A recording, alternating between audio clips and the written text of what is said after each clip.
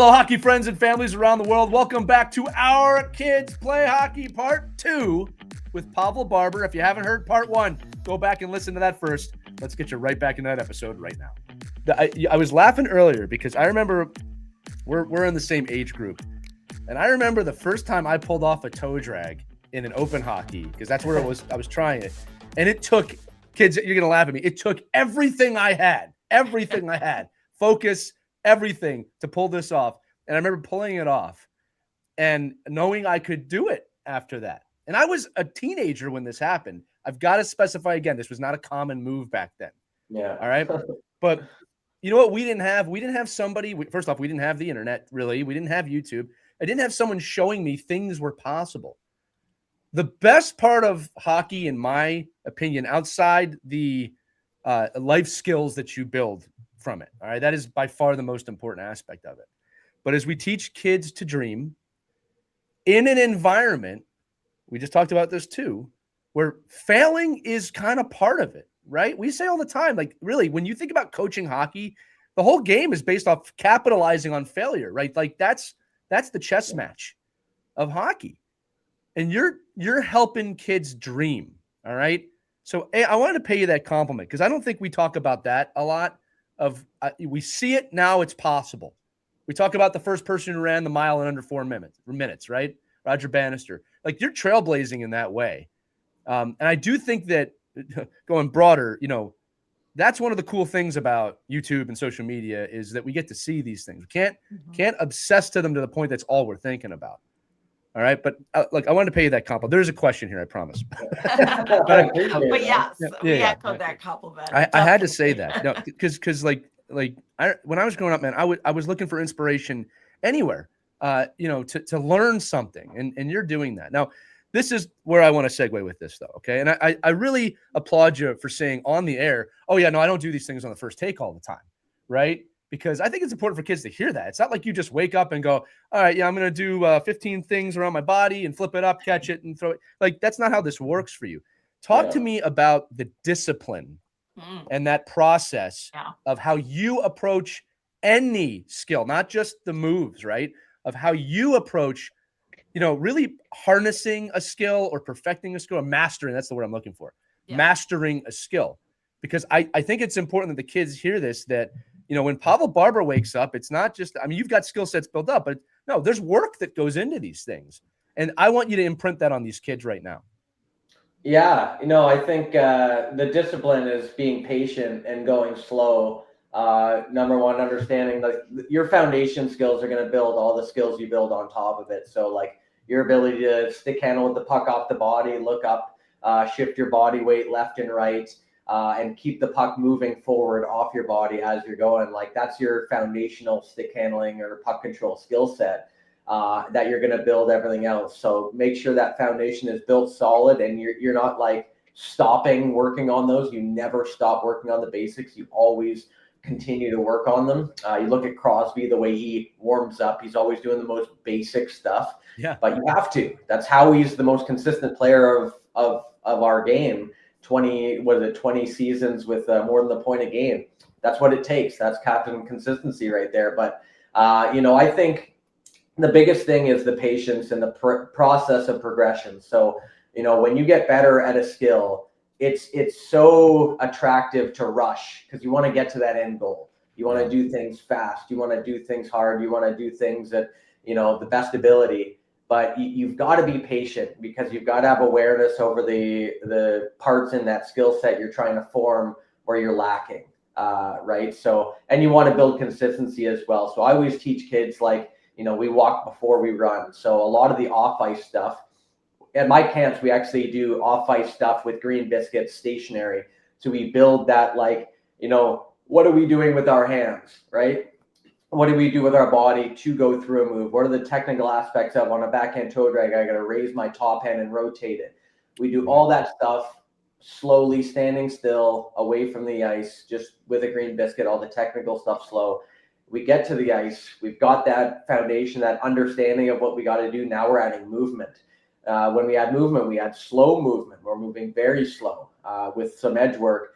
And then maybe picking it up, moving fast. And that's going to depend on the level you're at. My biggest advice would be very patient and go very slow, and be very honest with yourself where you're at with the skill. This is where comparisons will kill you. Like, don't look at Johnny and what he can do. It doesn't matter. It doesn't mean you won't catch up to him. He might be ahead of you. Don't think you got to rush your process. You're going to, if you rush that process, if you're not well practiced and consistent within a skill, there's no rushing it. It just does not exist. You've got to go slow, develop a deep understanding, walk first, and then run. And that's why I always tell kids, like, do you have a stick handling area at home? It could be a carpet floor and a golf ball. Do not underestimate that. Yeah. You can build a ton of skill with very, very little stuff at home, and build those reps in. And then when you get to the ice, now we're adding movement. Now we're multitasking, right? We're skating and we're doing the moves. And then we're going to have to work on like synchronizing the movements with the skating and doing all that stuff. So go slow first, I would say.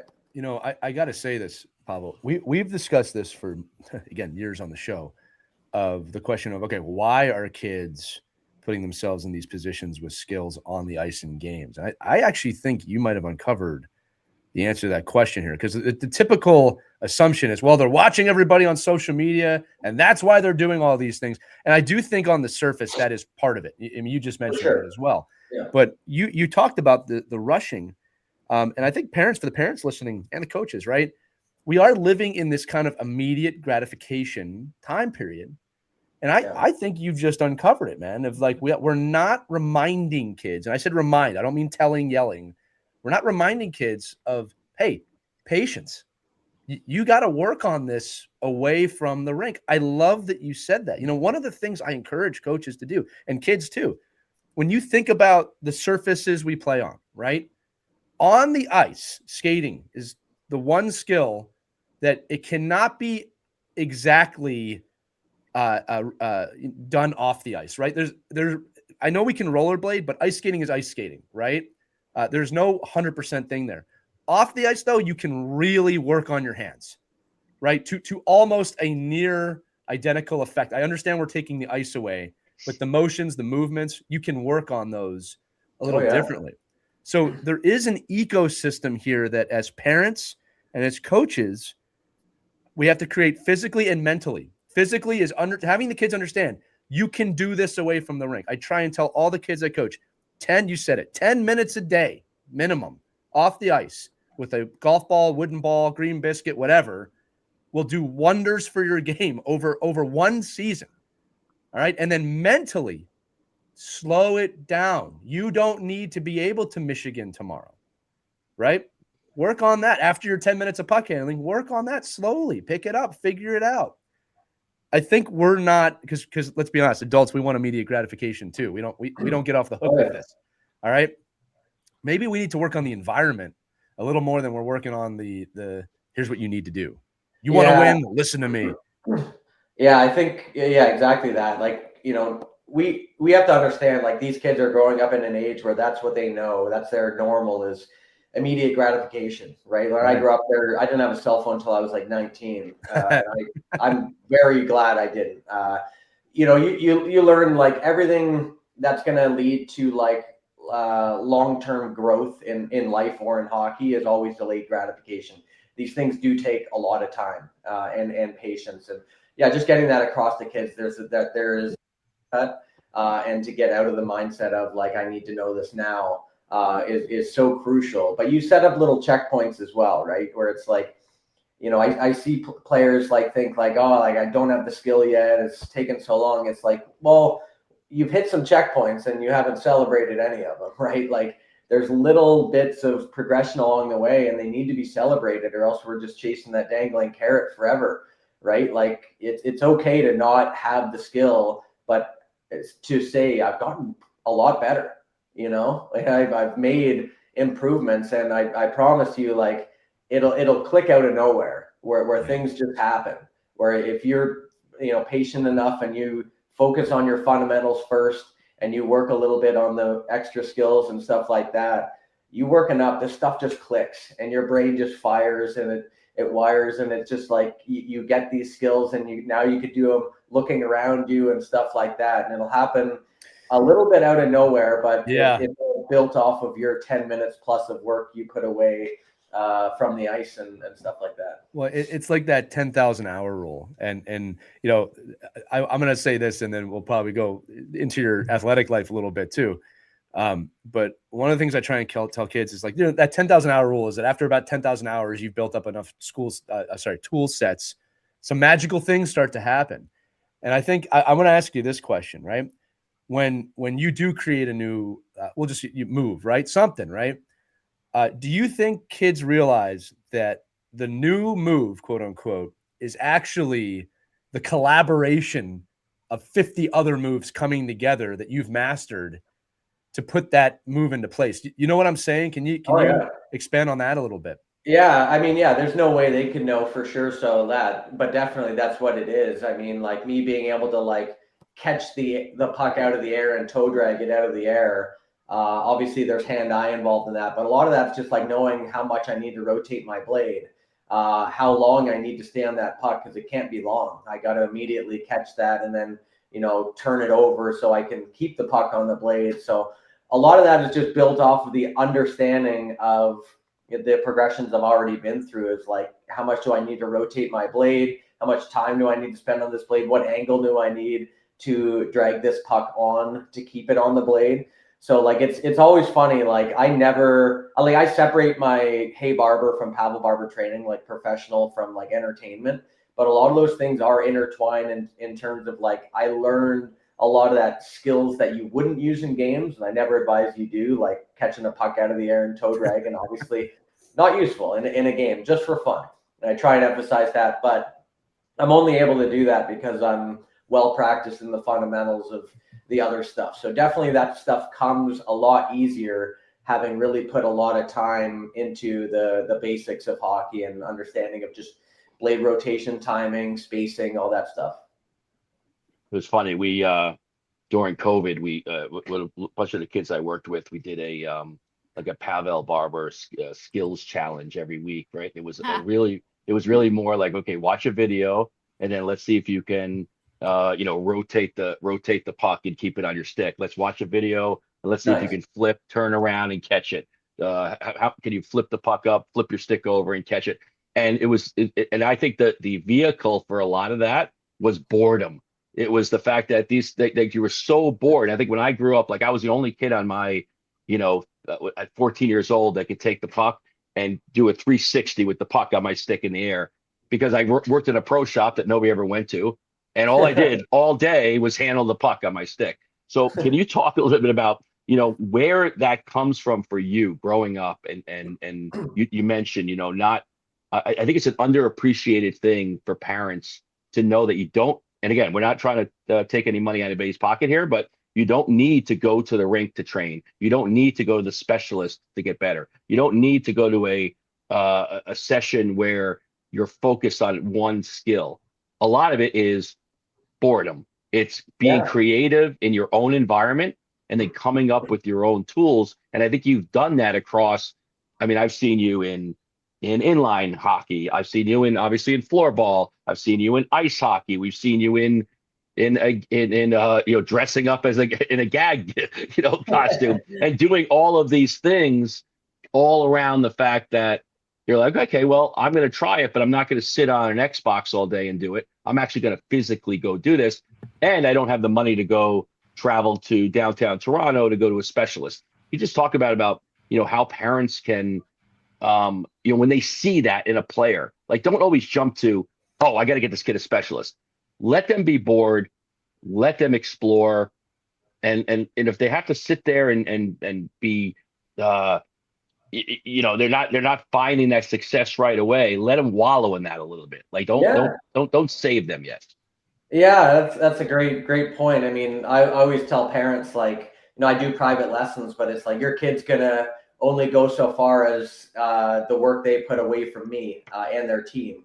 So much of your development is on you and individual to you, and we don't see that on video. Like I've had many discussions with NHL players to know this pretty well, but like, their biggest development was done with them being aware of the stuff they needed to work on, and a lot of times working on it away from skills coaches and teams. You know, that's where you build player identity. That's where you're able to refine the skills that are brushed on lightly in team training. And to no fault of coaches, like, you know, when you do a team training, you've got to generalize it. You've got to do systems work. That stuff's so important, but the skill sets within the system's also important. I think the balance could be better on some teams. You need both. Both are super important, but a lot of that's going to be on your own time. So, you know, I like to tell parents as well, like, you know, when a kid's doing a trick shot or something like that, ask yourself, is that coming at the expense of training and working on other stuff? So online, you'll see it all the time where parents get upset that kids are just doing trick shots, this and that. And I don't doubt that's true for some kids.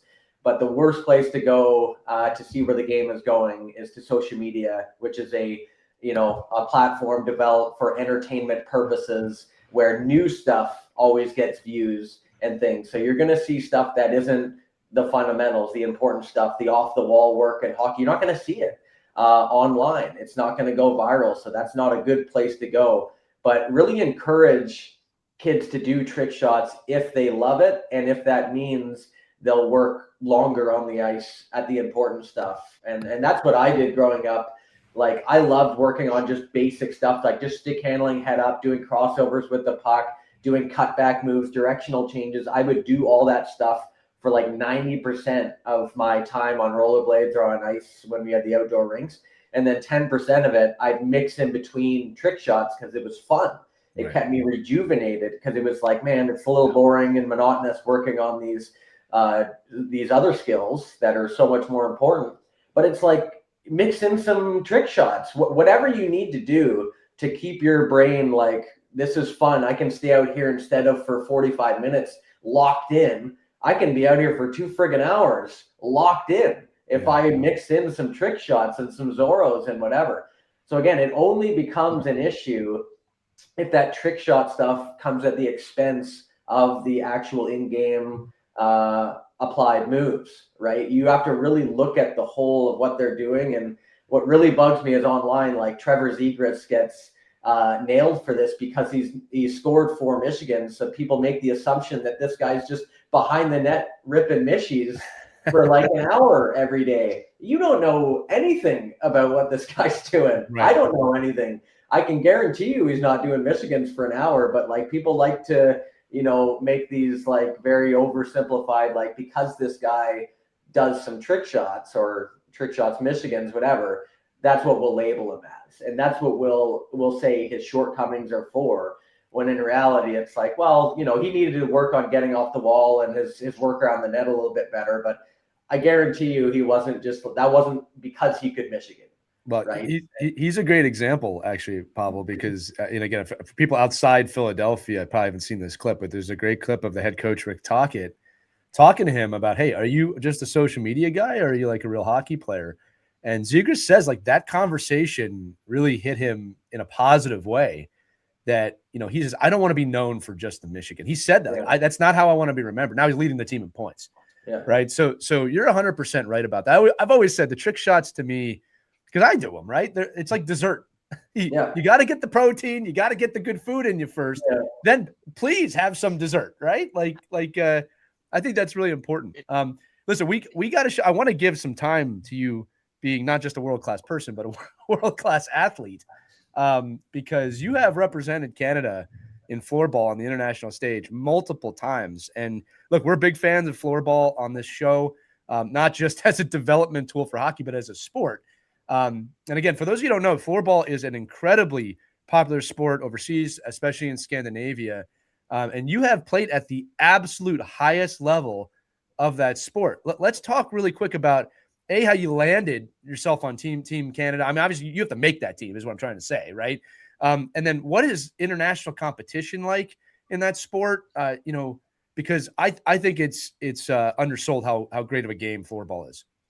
Oh, yeah. So I think it would have been 2015. I got the offer to try out for Team Canada for it was the World Championships in, I believe it was Latvia, where they had the first ones I played at. And yeah, I went. I played ball hockey a lot. I was currently actually just retired from field hockey. I played that for Team Canada before. Yeah. So those kind of go hand in hand. I'd had a floorball stick since I was, I want to say, probably like 13 years old or something, just messing around at home. So I had some experience with it. And when I got in a tryouts or whatever, I had a pretty good tryout. I was lucky to be partnered with a guy. His name's Valtteri. He plays in the top league in Finland now. So I always say I'm riding his coattails, and I just do all the little things right to just put the ball in the back of the net and work off him. But yeah, I tried out, made that team, and then ever since I've been on Team Canada for that. And I think floorball has so many developmental opportunities for hockey. I wouldn't say I would advise way more like roller hockey and just off ice work with a puck than I would floorball for actual skills development.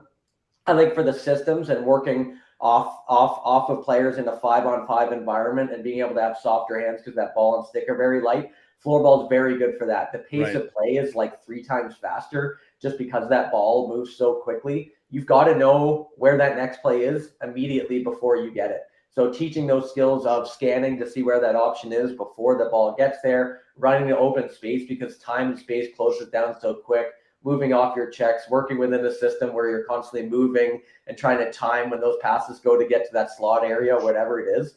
Those are so unbelievably applicable to hockey. And speaking from Team Canada standpoint, we're like not even close to the tops in the world. If you watch Sweden or Finland, like they would spank us, and their skills are nuts. Like I think Finland had faced the Finnish national ice hockey team once, and they crushed them at floorball. So it's not a 1-to-1 ice hockey to floorball. Floorball's perimeter, man.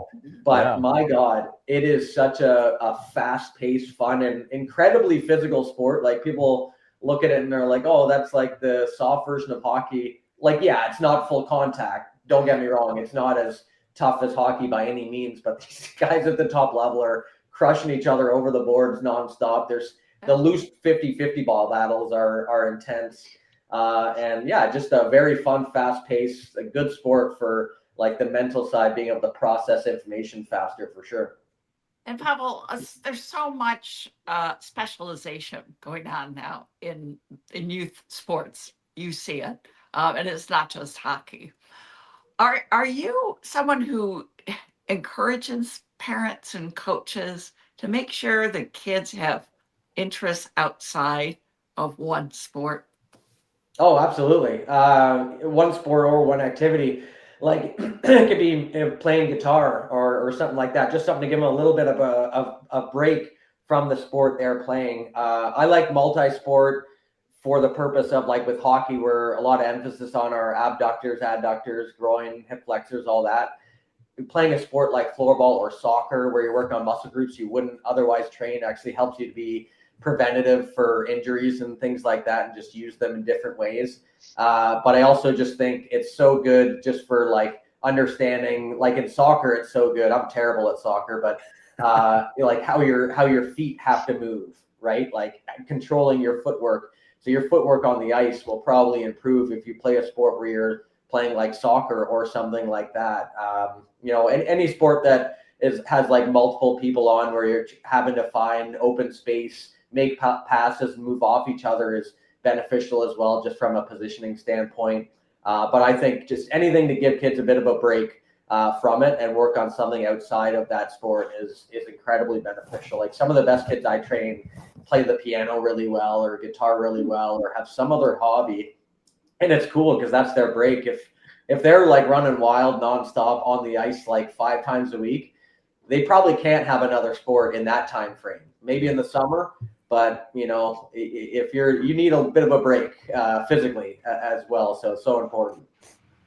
Yeah, it allows you to have that the ability to, if you're mentally tough, right, and you want to learn the guitar, you have to be mentally tough. Like you can't just give up after a day. You're like, I can't play the guitar. Well, you've been trying for 15 minutes. I mean, I think it's like the same thing when you see high performers, and especially like the people you're around at the pro level. They're high performers in a lot of things, right? They're not just high performers in hockey. Yeah. That was obviously the sport they love, but most of those, to Christy's point, like when you see these multi-sport, or they call them multi-sport athletes, they're just great athletes. There are people that could go into another sport, baseball, tennis, golf, and they excel at it because they have the discipline to say, okay, here's how I want to do it.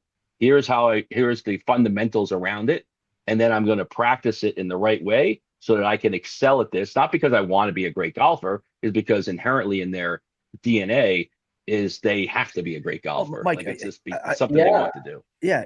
I mean, that's like a perfect, like for me, I played multiple sports and whatever, because I just loved doing it. But I always found it was so good because going from hockey, you take that same framework for progression and you just apply it to another sport. So like when I first tried out for field hockey, Team Canada, I got cut 3 years in a row before I finally made it on my fourth.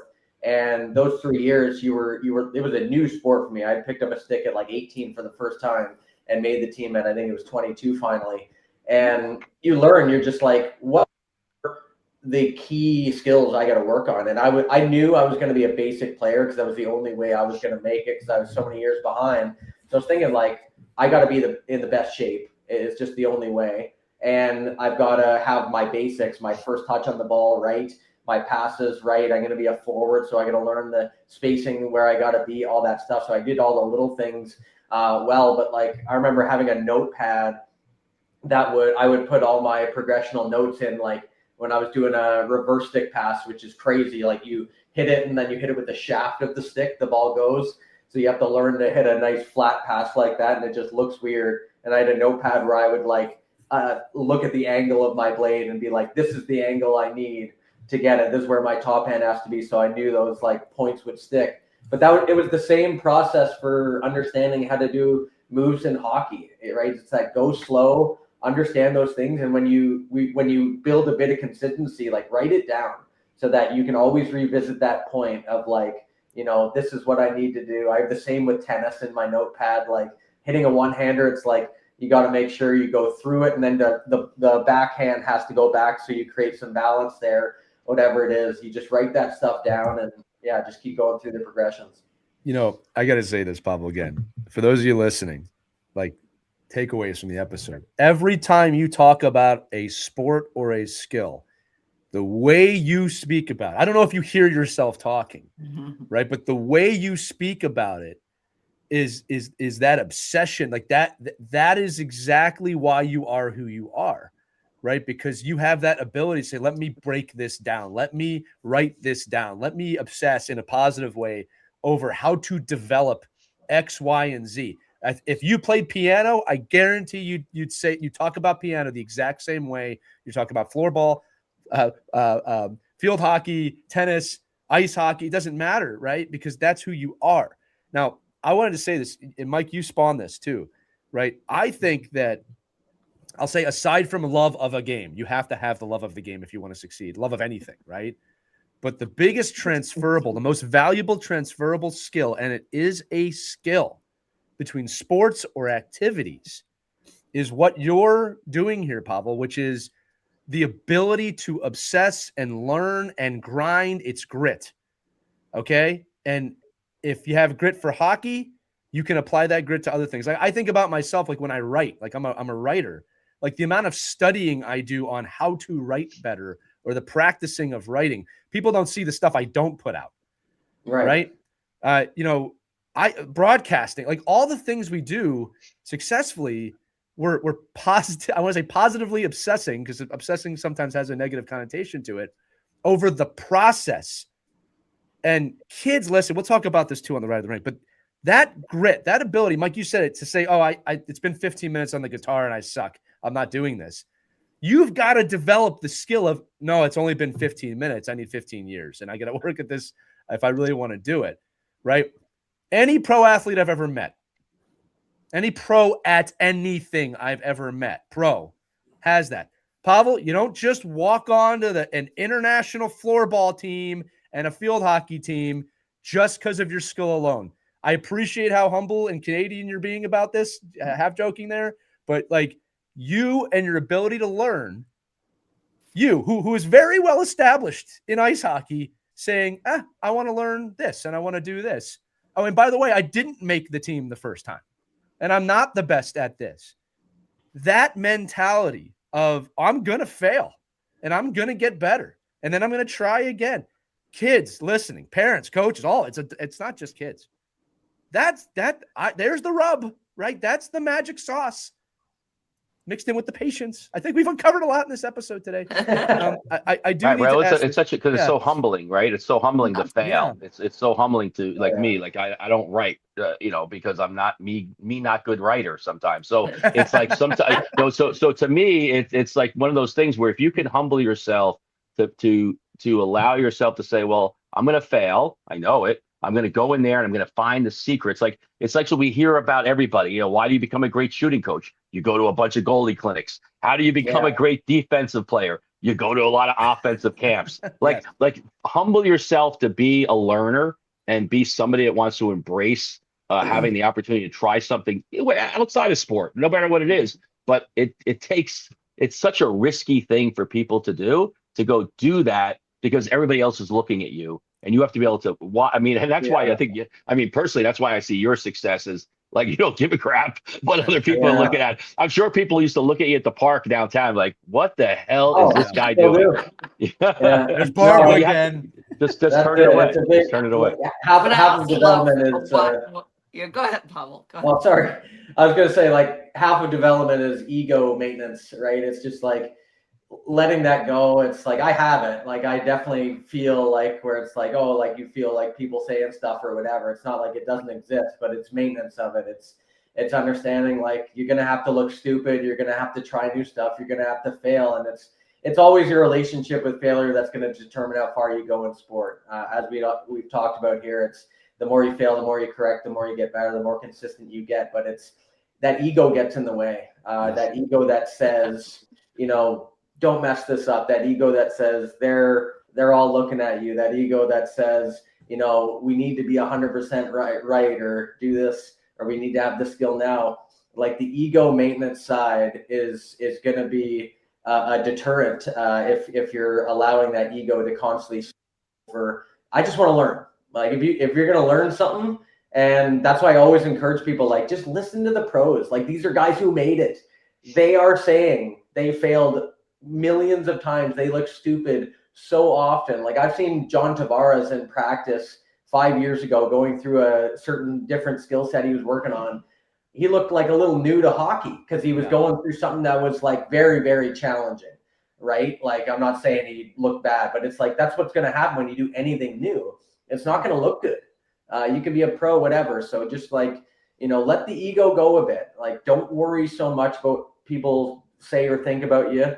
It's easier to do on your own, but even when you get into that team environment, like, in one-on-ones, like if you're trying to be 100% successful, you're going to take no risk, right? And you're going to be subjected to playing a minimized role as you get older because you're not getting the leash because you never get results because you never took the risk to begin with, right? So like turnover rates are always highest for the highest goal scorers. They fail more. Right. Like David turns the puck over a lot. More than like a fourth line guy. Yeah, but he also scores more, right? So it's like these successful guys, they succeed more because they fail more, not in spite of it. Maybe we should make a channel called FailTube and just show all of the best players with all of their mistakes every game. Oh, that'd be great. Maybe that's something we should be doing here is like, here's the 37 mistakes from the top 15 players in the NHL tonight. For you to learn from this. That would be a good exploration of ego and humbling. Pavel, I do want to ask you this. Sorry. We talked about other activities and things like that. What does Pavel Barber do to relax away from the rink? What is it like? You pour yourself a cup of tea, sit down with a good book by a fireplace. What are the things that you do, when you're not working? I mean, I read a fair bit for sure. Right now I'm like building a hockey course, so I do a ton of editing. I'm doing like this is like half of it right here, just like videos I gotta complete and edit and all this stuff. I love doing it. It's so fun, but it's time consuming. Video games with buddies for sure. I love doing that. Just like that's our way of just catching up with each other. We play video games, just chat. stuff like that. But Wait, I gotta ask you, what games do you play? Or else the kids. Oh, we play a bit of Chell, we play a bit of Fortnite, we play like Call of Duty. Now, what is your Fortnite skin right now? Oh God! Well, right now it's a Christmas tree because of Christmas. Before that, I was Homer Simpson because big Simpsons fan. There you go. Yeah, we'll talk about that. No, Speaking of editing, Pavel, I do have to compliment your videos. They're shot, they're edited, and they're just amazing to watch. So there's a lot of skill in just putting your videos together that we follow along. I'm friends with you on Facebook. I'm watching. I can't wait to see what you do next. But what I also have to compliment you on, and this is kind of a hard thing to do, is you feel the joy. It just comes across on the screen. You capture that beautifully. So I just want hats off to you and your team that puts those together. You do capture not just the skill, but the joy, which is Thank you. a hard thing to do. Yeah, I would tell people I'm a bad actor, so you know the videos I don't enjoy doing if I did so. Right, but that's what makes them so fun to watch, is because you're laughing as you're doing it. You just really feel it, and I feel like I'm right there with you. I'm Right. holding my breath.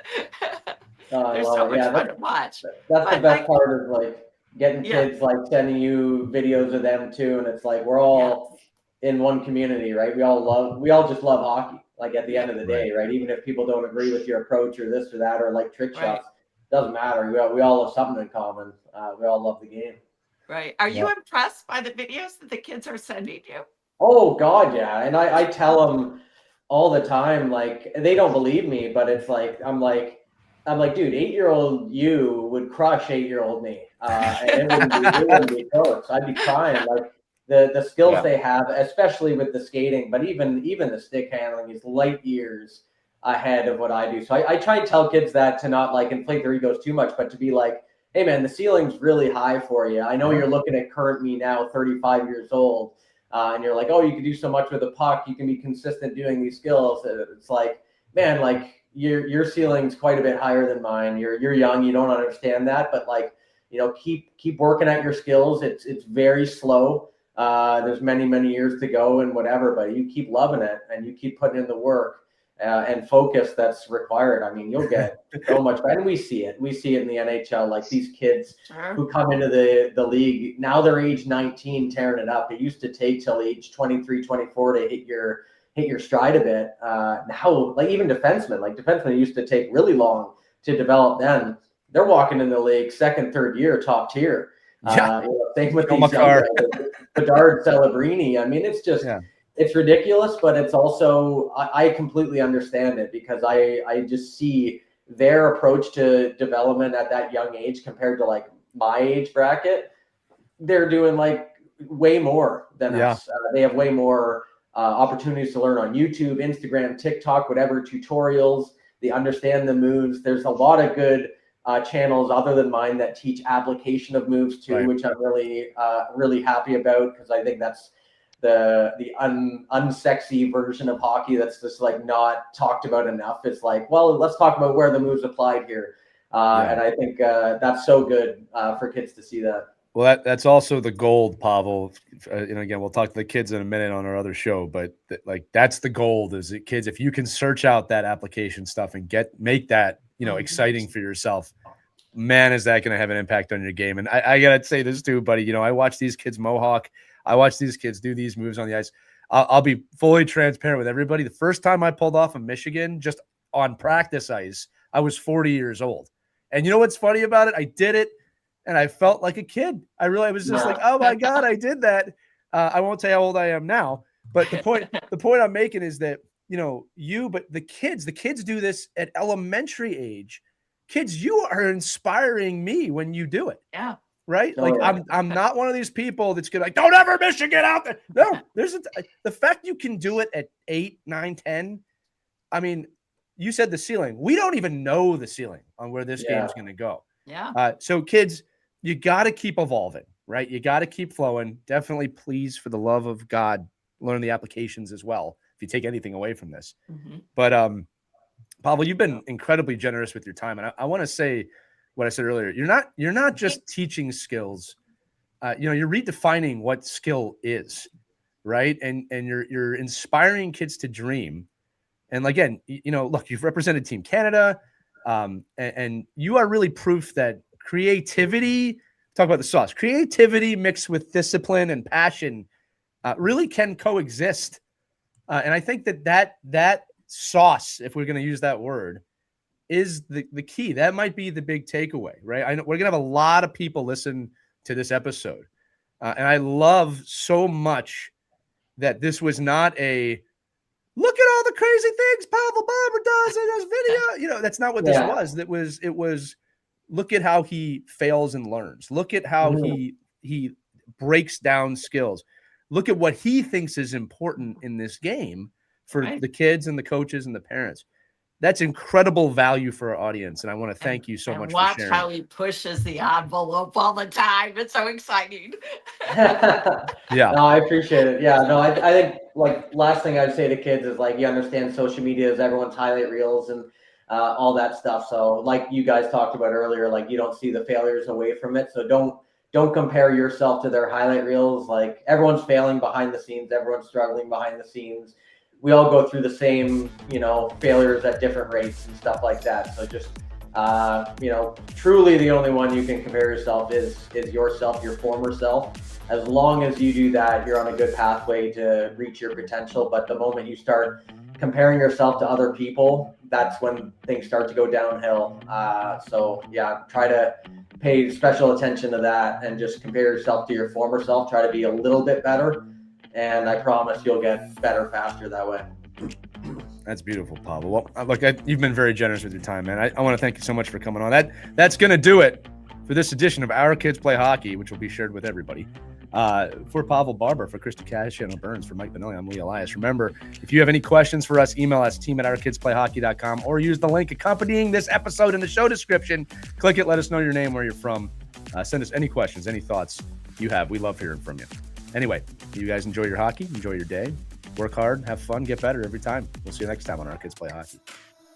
We hope you enjoyed this edition of Our Kids Play Hockey. Make sure to like and subscribe right now if you found value wherever you're listening, whether it's a podcast network, a social media network, or our website, ourkidsplayhockey.com. Also, make sure to check out our children's book, When Hockey Stops, at whenhockeystops.com. It's a book that helps children deal with adversity in the game and in life. We're very proud of it. But thanks so much for listening to this edition of Our Kids Play Hockey, and we'll see you on the next episode.